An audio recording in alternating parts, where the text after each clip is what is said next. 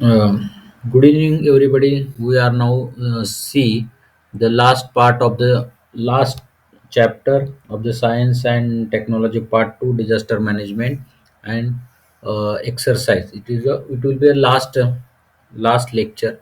We will be take some lectures for your guidance also. जरी हा आपला शेवटचा असेल तर मध्ये मध्ये आपण थोडे लेक्चर्स घेऊ तुम्हाला पाहिजे असतील तर काही रिव्हिजन करायचे असतील तर. तर हा शेवटचा चॅप्टरचा शेवटचा एक्सरसाइज आहे क्वेश्चन आन्सर्स. तर ह्यामध्ये हा डिझास्टर मॅनेजमेंट हा जो टॉपिक आहे हा टॉपिक डिस्क्रिप्टिव्ह आणि प्रत्येक वेगवेगळ्या अँगलनी तुम्ही लिहू शकता. म्हणजे there there are many answers for one questions. म्हणजे एका क्वेश्चनला वेगवेगळे व्हरायटी ऑफ आन्सर्स असू शकतात. आणि त्यामुळं की हार्डली असंच लिहिलं पाहिजे वगैरे असं काही नाही, की प्रत्येक जण वेगवेगळ्या प्रकारे आन्सर लिहू शकतो. आता हा जो फर्स्ट क्वेश्चन आहे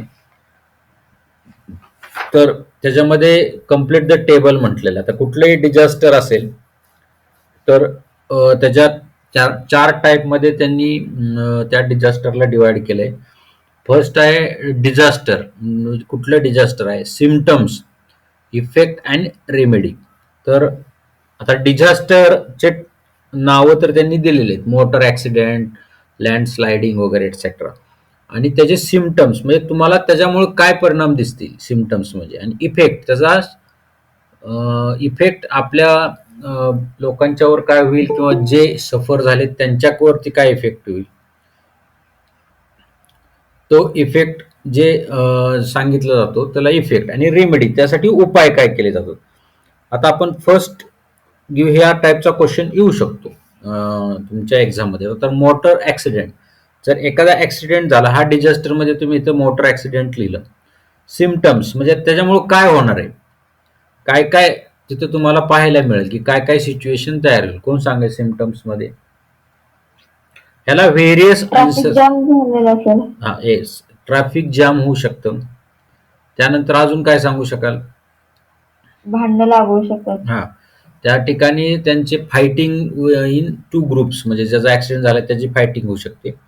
आणि त्यानंतर असं व्हेरियस आन्सर्स येऊ शकतात. म्हणजे ट्रॅफिक जॅम आहे, फायटिंग आहे, हे जे डिझास्टरचं सिम्पटम झाले. त्यानंतर इफेक्ट, त्याचे इफेक्ट काय होऊ शकतात. तर ह्या ॲक्सिडेंटची इफेक्ट आहे की तिथं ॲक्सिडेंटमुळं त्या एखादं कोण असेल त्याचं डॅमेज होऊ शकतं, म्हणजे त्याला इंजुरी होऊ शकते, फ्रॅक्चर होऊ शकतं किंवा डेथ पण होऊ शकते. इफेक्टमध्ये तुम्हाला डेथ पासून इंजुरी पासून सगळं लिहिता येईल की काय काय होईल. डॅमेज होतील, गाड्या डॅमेज होतील, ज्यांच्या गाड्या इन्व्हॉल्व आहेत त्या डॅमेज होतील. हे इफेक्ट झालं. आता त्याच्यावरती रेमेडी काय कराल तुम्ही आता सांगा बरं. ह्याच्यावर ऍक्सिडेंट झालाय, इंजुरी झाली, डेथ झाली आहे, तर त्याच्या ह्याचे इफेक्ट सगळे आपल्या समोर आहेत. तर तुम्ही रेमेडी, त्याचा उपाय काय कराल, ह्याला तुम्ही तुमच्या पद्धतीने आन्सर देऊ शकता. आपण ज्याला इंजुरी झाली त्याला पहिल्यांदा दवाखान्यात नेऊ शकतो येस. भांडण बिंडण करण्या हा, आधी. रेमेडी इज, नाहीतर मोबाईलवरती व्हिडिओ शूटिंग करत, ही रेमेडी असू शकत नाही. हे आपण लास्ट चॅप्टर मध्ये पाहिलं ना की ऍक्सिडेंट झाला तरी लोक मोबाईलवरती शूटिंग करतायत, बरोबर? आठवतंय का? सोशल हेल्थ मध्ये आपण हे पाहिलं होतं, आठवतंय का तुम्हाला? हा, हा, की ऍक्सिडेंट झाला तर त्यांना मदत करायला सोडून लोक ते व्हिडिओ शूटिंग करतात. म्हणजे हे हे इथं लिहू नका. म्हणजे याच्यात रेमेडीत लिहायला लागेल की first aid to the injure person, म्हणजे ज्यांना फर्स्ट एड आहे त्यांना इंज्युअर करायचे, इंज्युअर आहे त्यांना फर्स्ट एड द्यायची. त्यानंतर तुम्हाला त्यांना हॉस्पिटलला घेऊन जायचंय. त्यानंतर तुझं काय रोडवरचं ट्रॅफिक आहे ते पण तुम्ही दूर करू शकता. हे झालं डिझास्टर मोटर ऍक्सिडेंट. आता लँड स्लायडिंग. तर ह्या लँड स्लायडिंग ह्या डिझास्टरवर तुम्ही कसं लिहू शकता. लँड स्लायडिंग मध्ये काय आहे की लँड स्लायडिंगची साईट कुठली आहे त्याच्यावर साइन सिम्पटम अवलंबून आहेत. If land sliding is near to the or on the road, म्हणजे रोडवर जर ते दरड कोसळले असेल, लँड स्लायडिंग असेल, तर ते ट्रॅफिक जाम होणार आहे त्या सिम्पटम म्हणून. If near by the houses, म्हणजे एखाद्या घरावरती जर लँड स्लायडिंग असेल तर त्याच्यावरती तुमचे सिम्पटम्स डिपेंड आहेत. त्याच्यामुळे इफेक्ट काय होणार आहेत. If houses are there, the house will be a collapse, म्हणजे त्यांची घरं कोलॅप्स होतील. त्यानंतर काय होऊ शकतं, की people like may be a buried, म्हणजे त्या त्या ढिगाऱ्यामध्ये ते बरीड म्हणजे पुरले जाऊ शकतात. हे इफेक्ट्स होऊ शकतात आणि त्याच्यावर रेमेडी काय आहे? You have to inform the higher authority, म्हणजे जे काय अथॉरिटी आहे, पोलीस आहेत किंवा डिझास्टर मॅनेजमेंट कलेक्टर आहे, त्यांना तुम्हाला कळवावं लागेल. त्यानंतर if peoples are buried in the that land sliding, त्याच्यामधल्या जे बरीड झालेत म्हणजे जे आतमध्ये अडकलेत त्यांना बाहेर काढणं, ह्या गोष्टी तुम्हाला रेमेडीमध्ये करावं लागतील. आता फॉरेस्ट फायरचं तुम्ही सांगा. Disaster is forest fire, symptom काय आहे?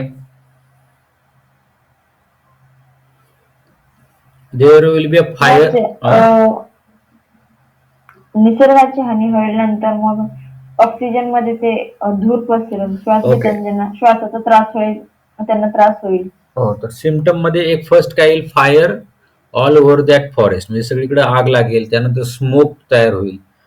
त्याच्यानंतर अजून काय होईल की बर्ड्स ॲनिमल्स यांना हॅम्पर होतील, म्हणजे त्यांचे तिथून निघून जातील किंवा त्यात काय जळतील पण.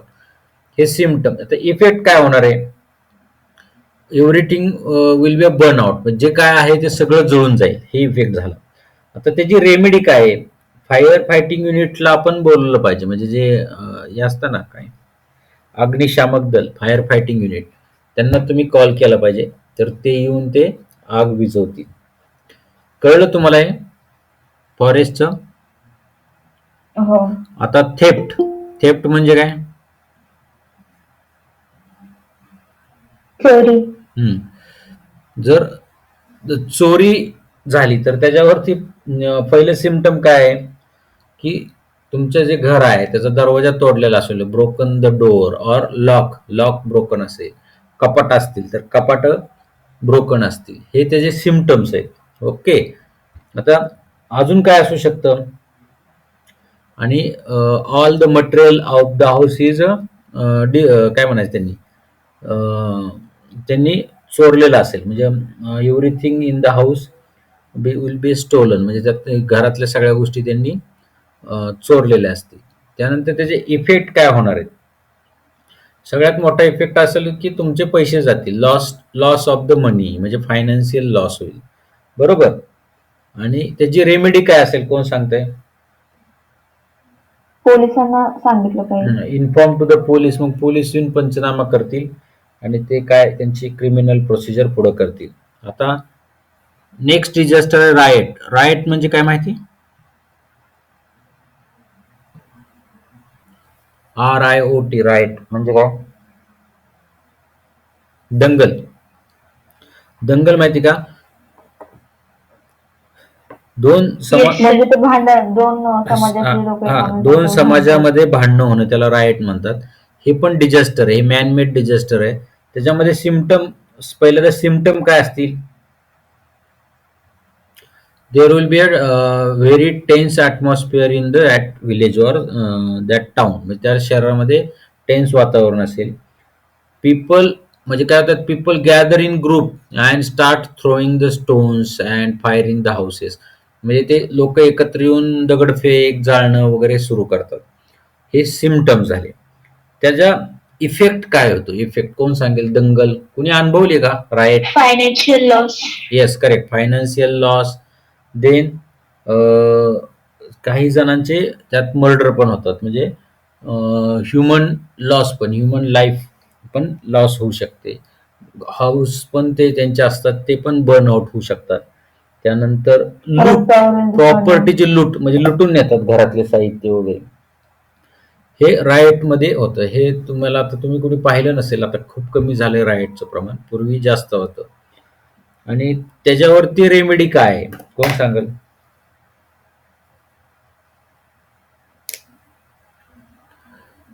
पोलिसांना बोलवायचं. Police, inform to the police. त्यानंतर पोलिसांनी काय केलेलं आहे, म्हणजे आपल्या महाराष्ट्रामध्ये मोहल्ला कमिटी आहे. मोहल्ला कमिटी म्हणजे काय, की त्या त्या ठिकाणी त्या त्या ग्रुपचं लोकांचा ग्रुप, मोहल्ला कमिटी म्हणजे समजा आता तुमचं गाव आहे, म्हणजे सपोज पुणे आहे, तर पुण्यामधल्या एका भागात दंगल चालू आहे. समजा शिवाजीनगरमध्ये दंगल चालू आहे, तर शिवाजीनगरमध्ये मोहल्ला कमिटी असते, म्हणजे त्या भागातल्या लोकांनी म्हणून एक कमिटी असते. आणि ती मोहल्ला कमिटी त्यांची भांडणं मिटवायचा प्रयत्न करतात आणि पीसफुली सगळे शांत ठेवण्याचा प्रयत्न करतात. हे राईटच्या बाबतीत तुम्हाला लिहायला लागेल. इन्फॉर्म टू द पोलीस, मोहल्ला कमिटी मीटिंग, हे तुम्हाला लिहावं लागेल. आता ऑर हे जर असेल तर काय सांगेल कोण? वॉरचं सिम्पटम्स काय कोण सांगेल?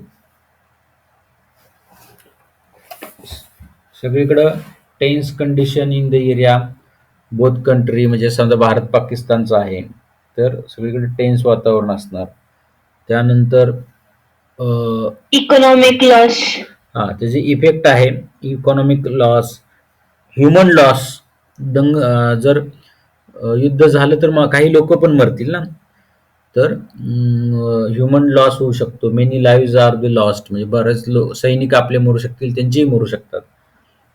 Entire nation face this situation, म्हणजे पूर्ण देशाला ह्या सिच्युएशनला फेस करावं लागतं. आणि त्याच्यावर रेमेडी काय? म्हणजे आता दोन देशातलं वाद मिटला पाहिजे. There should be a mutual understanding between the two countries and or should be stop, म्हणजे त्यांनी हे बंद केलं पाहिजे. काय? युद्ध बंद केलं पाहिजे. आता त्यानंतरचं इपिडेमिक, हे मे बी हा क्वेश्चन यावर्षी येऊ शकतो. कारण हा इपिडेमिक मध्ये काय येतं सांगा, कोण सांगेल? Epidemic symptoms. इपिडेमिक म्हणजे काय माहितीये का? इपिडेमिकचा अर्थ माहितीये? साथीचे रोग. Now we are facing the covid epidemic. Okay, are you getting? तुम्हाला कळतंय का? हॅलो. हो. तर आता हा क्वेश्चन येऊ शकतो की कम्प्लीट द टेबल. इपिडेमिक कुठला? कोविड. तर त्याचे सिम्पटम्स काय आहेत तुम्ही सांगा. आता तुम्ही अनुभवताय.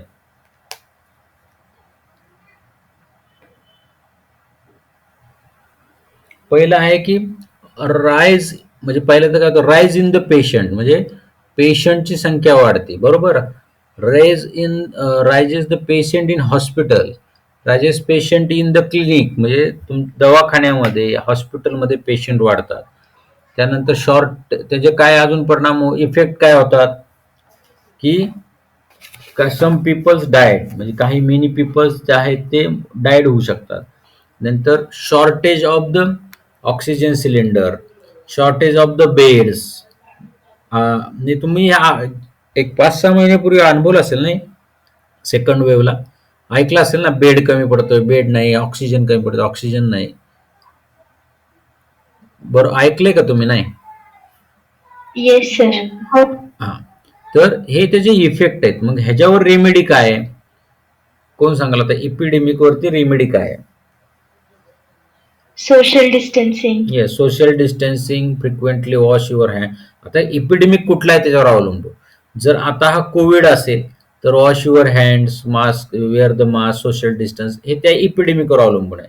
आणि सगळ्यात महत्वाचं की इम्युनायझेशन ऑफ द पीपल्स, म्हणजे लोकांचं लसीकरण झालं पाहिजे. ही त्याच्यावरची रेमेडी आहे.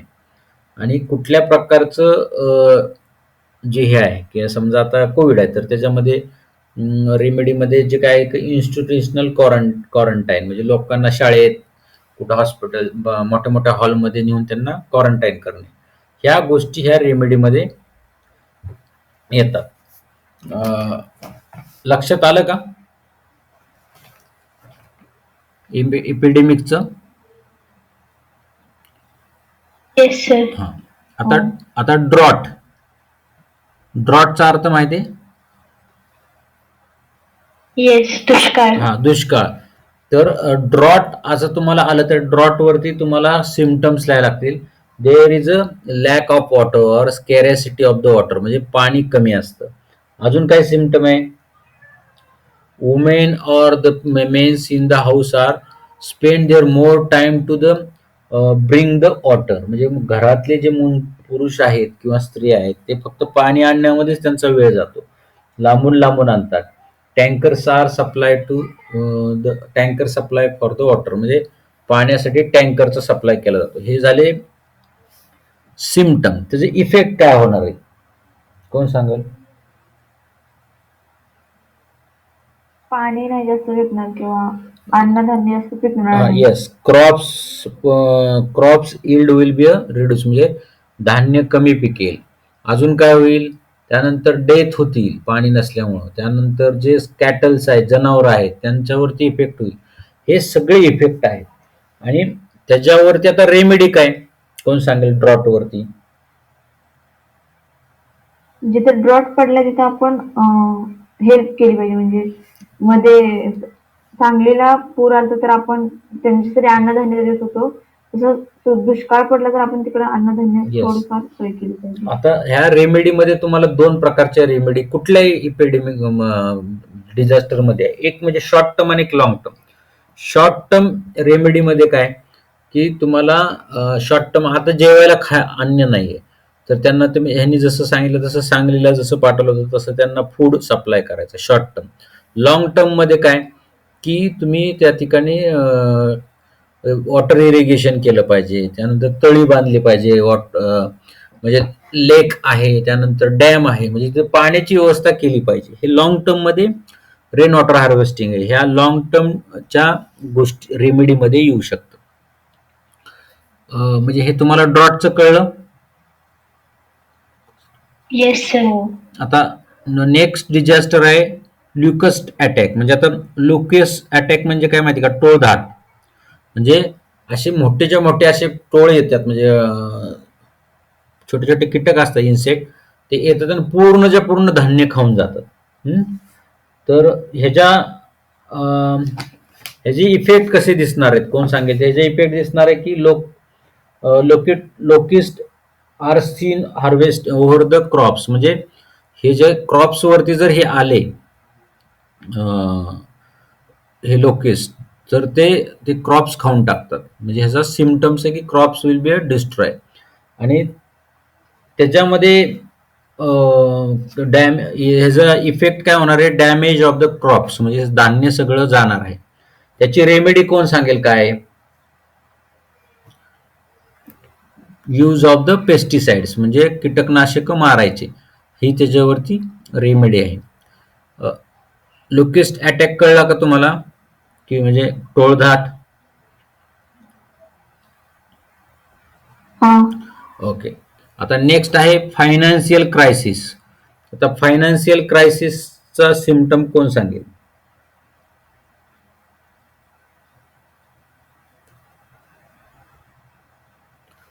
आता इंडियाची फायनान्शियल क्रायसिस सुरू झालं तर कोण सांगेल काय होईल इंडियाच्या फायनान्शियल क्रायसिसमध्ये? फायनान्शियल क्रायसिसचे सिम्पटम्स असतील की महागाई वाढेल. हा, yes, there will be a की हाईक इन द प्राइजेस, म्हणजे सगळ्या गोष्टी महाग होतील. त्यानंतर काय होईल की इकॉनॉमिकल मॉडेल आपलं फॉल डाऊन होईल, म्हणजे शेअर मार्केट फॉल होईल. त्यानंतर काय होईल, त्याचे इफेक्ट काय होईल? पुअर्टी रेज, म्हणजे गरिबी वाढेल. त्यानंतर काय होईल? बाईंग कॅपॅसिटी, म्हणजे किंवा आपण हे म्हणतो ना, बाईंग कॅपॅसिटी म्हणजे विकत घेण्याची क्षमता लोकांची कमी होईल. त्यानंतर एंटायर इकॉनॉमिक सिस्टीम कोलॅप्स, हे त्याचे इफेक्ट होतील. आणि त्याच्यामध्ये काय, मग आपण त्याच्यावरती काय उपाय करू शकतो? त्यासाठी एम्प्लॉयमेंट ऑपॉर्च्युनिटी वाढवली पाहिजे. अजून काय करता येईल? लोकांना नवीन नवीन बिझनेस काढून दिले पाहिजेत. हे त्याच्यावरच्या रेमेडी आहेत फायनान्शियल क्रायसिस. आता त्यानंतर फ्लड. आता सांगलीचा फ्लड कोणतरी आता बोललं होतं, त्याचे सिम्पटम्स काय सांगा आता फ्लडचे? Flood disaster as a flood. जास्त पाऊस पडलेला. Water level and will be increase, म्हणजे वॉटर लेवल जास्त होऊ शकते. रिव्हर साईड्स इन्क्रीजेस, जे रिव्हरच्या जी लेवल आहे ते इन्क्रीज होऊ शकते. त्यानंतर तसं तुम्ही सांगितलं तसं कोस्टल एरियामध्ये किंवा जो रिव्हर साईड एरिया आहे तो पाण्याखाली जाऊ शकतो. हे सगळे त्याचे इफेक्ट आहेत. आणि त्याच्यावरती तुम्हाला फ्लड आल्यानंतर रेमेडी काय आहे? तर तो मी आता जसं सांगितलं तसं तुम्हाला दोन प्रकारच्या रेमेडी, इमिजिएट ऍक्शन आणि long term action. Immediate action मध्ये तुम्हाला जर तिथं काही लोक असतील, shifting of the peoples, affected peoples, cattles, जनावरं असतील, त्यानंतर तिथं असणारी लहान मुले, ह्या सगळ्यांना तिथून शिफ्ट केलं पाहिजे. ह्या गोष्टी तुम्हाला त्या रेमेडीमध्ये लिहाव्या लागतील आणि लाँग टर्ममध्ये की फ्लड कशामुळे आला तर त्याच्यावरती उपाययोजना केल्या जातात. आता फेमाईन फेमाईन म्हणजे मोठ्या प्रमाणामध्ये रेनफॉल होणं, किंवा कॅनलमध्ये आणि ह्याच्यामध्ये पाण्याचं रिझर्व्हायर वाढणं म्हणजे म्हणजे थोडक्यात ओला दुष्काळ टाईप जे असतं ना, तर ते त्याचा डिझास्टर त्याचे सिम्पटम्स तुम्हाला आहेत. अं, दुष्काळ जो आहे तर लॅक फेमाईन म्हणजे दुष्काळ ओला नाही की रेनफॉलच होत नाही. म्हणजे ड्राय म्हणजे आपण हे पाहिलं ना आता कुठलं ड्रॉट. ड्रॉटचाच दोन्ही सर ऍक्च्युली एकच आहे. पण ह्याच्यामध्ये फेमाईनमध्ये खूप मोठ्या प्रमाणात पाणीच कुठंच नसतं, पाणी प्यायलाच नसतं. म्हणजे आता लास्ट टाइम लातूरलाच झालं होतं, पण तसं हे फेमाईनमध्ये पूर्ण इंडियामध्ये किंवा पूर्ण एशियन कंट्रीमध्ये पाणी नाही. तर ते आपल्याला त्याचे ते उपाय लिहायला लागतील लॉंग टर्म आणि शॉर्ट टर्म असे रेमेडी लिहायला लागतील. तर हा क्वेश्चन जो आहे टेबलचा हा तुम्हाला कंप्लीट करता येईल. त्यानंतर आता write note on disaster management authority. तर ह्याच्यावरती क्वेश्चन येऊ शकतो. आता डिझास्टर मॅनेजमेंट ऑथॉरिटीवरती जर तुम्हाला क्वेश्चन विचारला गेला तर तुम्हाला काय लिहायचंय त्याच्यात, कोण सांगू शकेल का काय लिहायचंय disaster management authority?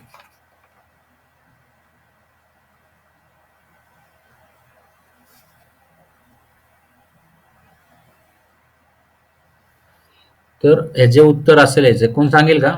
Disaster management authority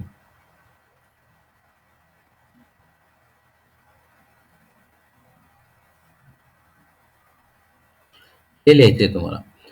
तर in case of the disaster nation we India has develop disaster management act 2005. जे आपल्याकडं डिझास्टर मॅनेजमेंट ऍक्ट आहे 2005. याच्यामध्ये नॅशनल डिझास्टर ऑथॉरिटी चेअरमन कोण असतं? Prime minister. National disaster management authority chairman म्हणजे प्रमुख prime minister. त्यानंतर state disaster management authority chairman chief minister. त्यानंतर डिस्ट्रिक्टला कलेक्टर, त्यानंतर तहसीलदार आणि गावात असेल तर तो सरपंच. तर ही तुम्हाला डिझास्टर मॅनेजमेंटची ऑथॉरिटी तुम्हाला लिहायची आहे. कोण सांगेल? First prime minister. National disaster management authority chairman कोण आहे? Prime minister. त्यानंतर काय येणार? State. State. State management, state disaster management authority. त्यानंतर डिस्ट्रिक्ट डिझास्टर मॅनेजमेंट ऑथॉरिटी. त्यानंतर तालुका डिझास्टर मॅनेजमेंट ऑथॉरिटी आणि त्यानंतर विलेज लेवल कमिटी. हे सरपंच असे ही तुम्हाला स्ट्रक्चर आहे डिझास्टर मॅनेजमेंट ऑथॉरिटीचं, ते लिहावं लागेल. हे क्वेश्चनचं हा क्वेश्चन तुम्हाला कळला का नाही? आन्सर कळलं का? हो सर. आता तुम्ही काय करायचं, हा क्वेश्चन आला ना तो फक्त तुम्ही आठवायचं की कसं. पहिल्यांदा कोणी लॉकडाऊन डिक्लेअर केलं पूर्ण इंडियामध्ये? Prime minister. Prime minister. त्यानंतर चीफ मिनिस्टर म्हणजे पहिल्यांदा नरेंद्र मोदींनी देशाला सांगितलं, नंतर उद्धव ठाकरेंनी सांगितलं, नंतर आता कलेक्टर, त्यानंतर तहसीलदार आणि नंतर गावातले सरपंच. गावाच्या लोक आले की 14 दिवस बाहेर ठेवायचे आणि मग आत घ्यायचे. आठवते का तुम्हाला हे चालू होतं? हो. तर हे डिझास्टर मॅनेजमेंट ऑथॉरिटीचं स्ट्रक्चर तुम्हाला एक्झामला येऊ शकतं. ओके. आता त्यानंतरचा नेक्स्ट क्वेश्चन आहे नेचर ऑफ डिझास्टर मॅनेजमेंट. कोण सांगेल? Nature of disaster management. आता नेचर म्हणजे काय हा क्वेश्चन आहे. 1 मिनिट.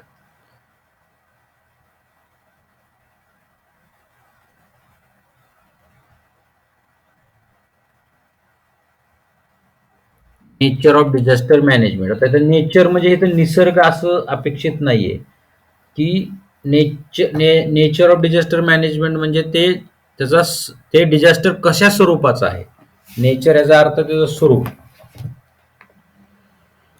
मग त्याच्यामध्ये की त्याच्यामध्ये मॅनेजमेंट कसं करायचं त्याला, प्री डिझास्टर मॅनेजमेंट आणि पोस्ट डिझास्टर. आता नेचर ऑफ डिझास्टर मॅनेजमेंट म्हणजे तुम्ही डिझास्टर मॅनेजमेंट कशा प्रकारे करणार, तर तुम्हाला ह्याच्यामध्ये कुठलं लिहायचंय? Nature of disaster management actually ते 5 स्टेप आहेत, आपण घेतले होते, आठवते का? हो. हं. तर ते न लिहिता तुम्ही 3 जरी लिहिल्या तरी चालणार. ह्या ज्या बघा, हे nature and scope of disaster आठवतं का? हे ह्याच्यामध्ये हे pre disaster phase, warning phase, emergency phase, rehabilitation phase, recovery phase आणि रिकन्स्ट्रक्शन फेज. हे न लिहिता तुम्ही फक्त फेज ऑफ इमर्जन्सी, ट्रान्झिशनल फेज आणि रिकन्स्ट्रक्टिंग फेज हे जर 3 लिहिले तर तुम्हाला नेचर ऑफ डिझास्टर मॅनेजमेंट हे तुमच्या क्वेश्चनचा आन्सर लिहिता येईल. म्हणजे फेज ऑफ इमर्जन्सी म्हणजे कोविड आला, इमर्जन्सी झाली. ट्रान्झिशनल फेज ज्याच्यामध्ये लोक मरत होते, त्यांना ऑक्सिजन कमी पडत होता, ह्या ट्रान्झिशनल फेज. आणि तिसरा जे आहे रिकन्स्ट्रक्शन फेज, म्हणजे त्यातून लोकांना बाहेर काढण्यात आलं. इन केस ऑफ जर फेमाईन असेल किंवा सायक्लॉन असेल तर त्याच्यामध्ये त्यांची घरं रिपेअर करणे वगैरे अशा गोष्टी आहेत. तर त्या तुम्हाला ह्या फेजेस, आता हे सगळं लिहायची गरज नाही, फक्त फेज ऑफ इमर्जन्सी. हे फेज ऑफ इमर्जन्सीमध्ये काय काय पॉईंट येणार आहेत, तर ह्याच्यामध्ये तुम्हाला व्हेरियस ॲक्शन आहे की सर्च अँड रेस्क्यू ऑपरेशन. म्हणजे तुम्हाला बघायचं आहे की इमर्जन्सीमध्ये सर्च करायचं आहे कुठं आहे डिझास्टर, आणि त्याचं त्यांना रिस्क्यू, त्यांना त्यातून बाहेर काढायचं आहे. त्यांना नंतर मेडिकल असिस्टंट द्यायचा आहे, त्यांना मेडिकलची मदत द्यायची आहे, फर्स्ट एड द्यायचा आहे. रिस्टोरिंग द कम्युनिकेशन सर्व्हिसेस, जर तिथं कुठं हे असेल टेलिकॉमी म्हणजे वायरच्या टेलिफोनच्या, पूर्वी आता मोबाईल झालेत तरी पण टॉवरचे प्रॉब्लेम असतील तर कम्युनिकेशन सर्व्हिस रिस्टोअर करायचे. रिम्युव्हिंग पीपल फ्रॉम अफेक्टेड एरिया, ज्या भागात लोक अडकले त्यांना बाहेर काढायचं. ह्या फेज ऑफ इमर्जन्सी. त्यानंतर ट्रान्झिशनल फेज, त्याच्यामध्ये त्यांना काय कोण क्लिअरिंग ऑफ डेब्रिज म्हणजे मातीखाली लोक असतील तर त्यांना बाहेर काढायचं आहे. वॉटर सप्लाय रिस्टोअर करायचं, ह्या गोष्टी ट्रान्झिशनल फेजमध्ये येतील. आणि रिकन्स्ट्रक्शन म्हणजे जर घरं पडले असतील तर रिकन्स्ट्रक्शन ऑफ हाऊस वगैरे ह्या गोष्टी येतील. आता थर्ड क्वेश्चन आहे, कळलंय का तुम्हाला हे नेचर ऑफ डिझास्टर मॅनेजमेंट? हो. ओके. आता mock drill, right note on mock drill. कोण सांगेल?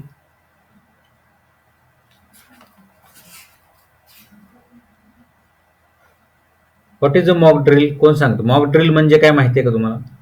आपण घेतलंय शिकवताना. हम्म.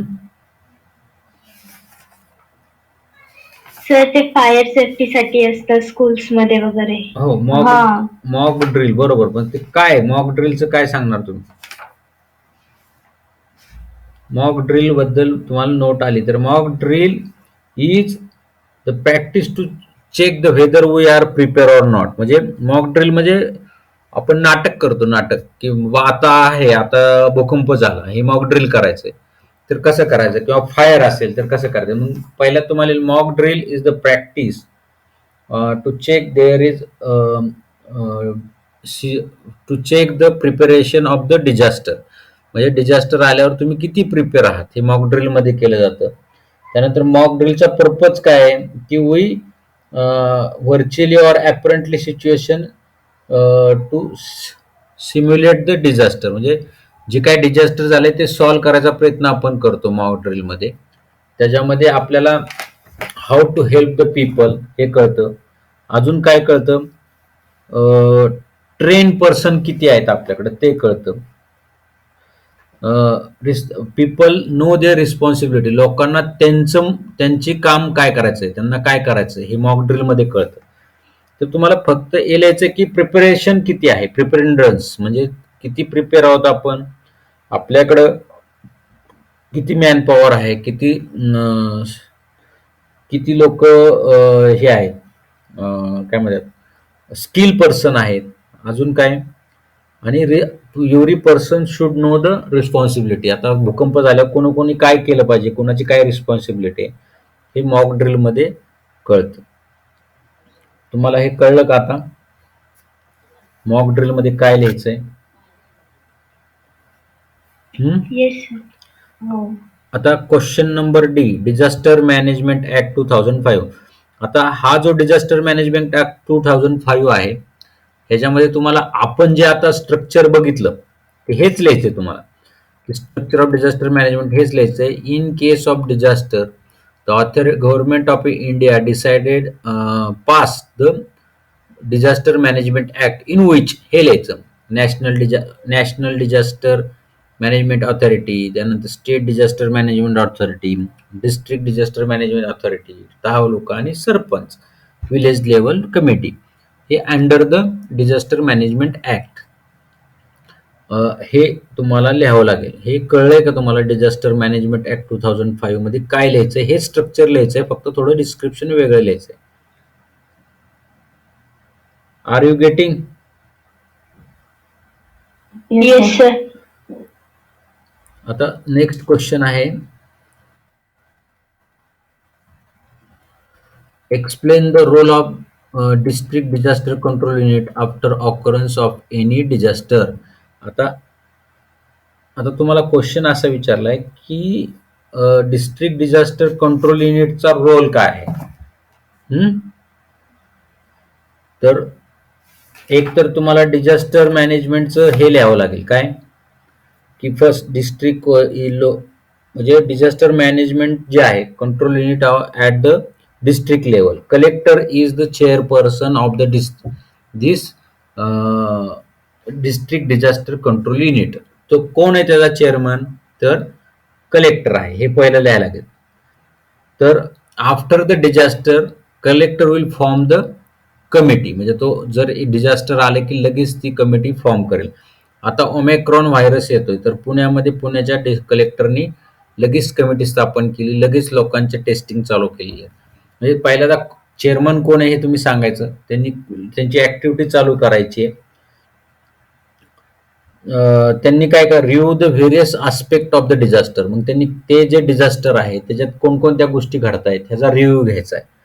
त्यानंतर ज्यांना हेल्प पाहिजे त्यांना हेल्प द्यायची, मेडिकल असेल, ह्या गोष्टी ह्या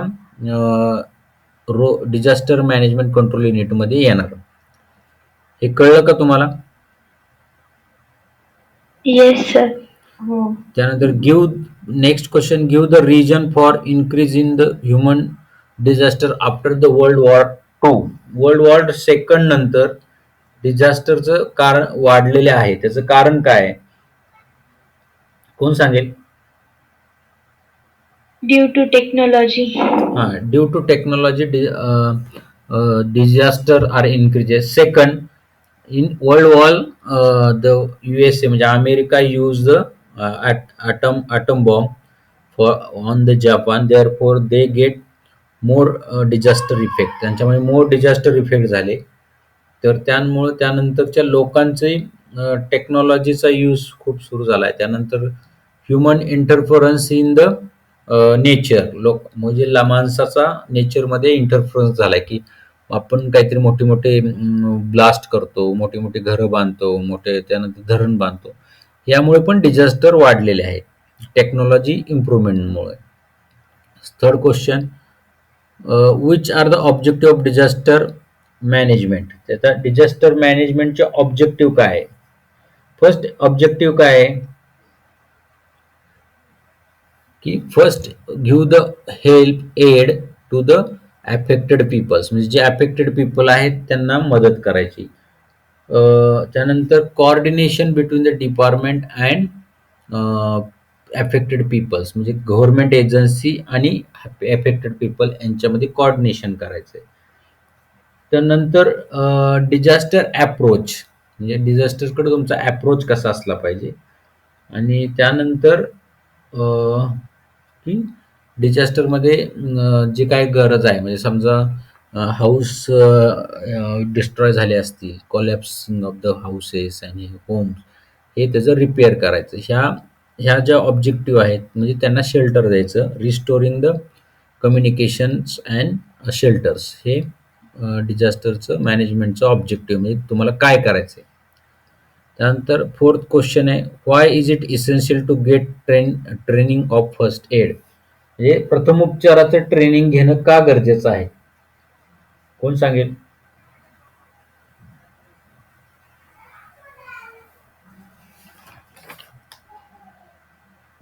का का गरज आहे कोण सांगेल?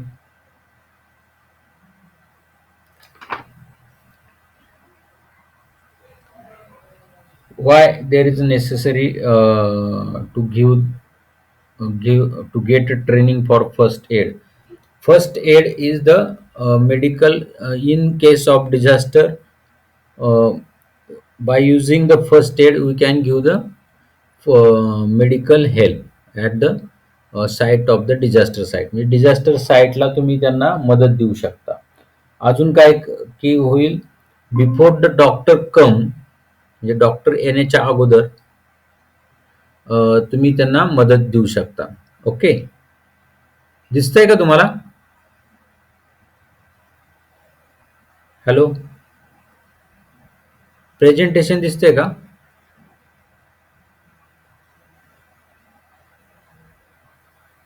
आवाज येतोय?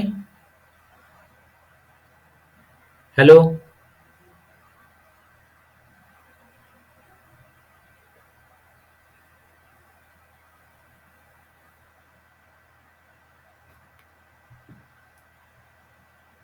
Hello,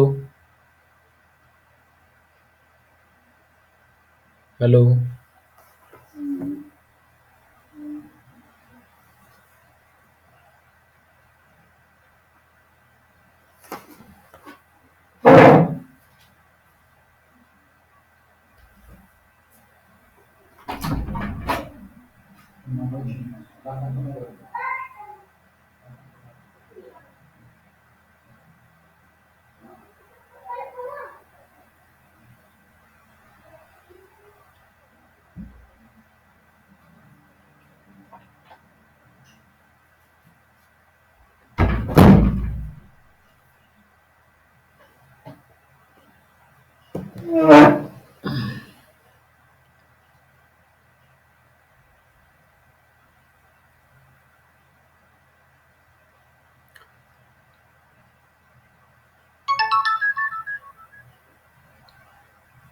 hello, hello,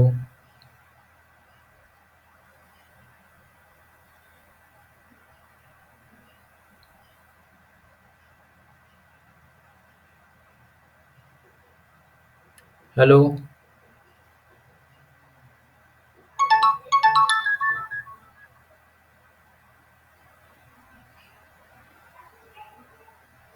hello,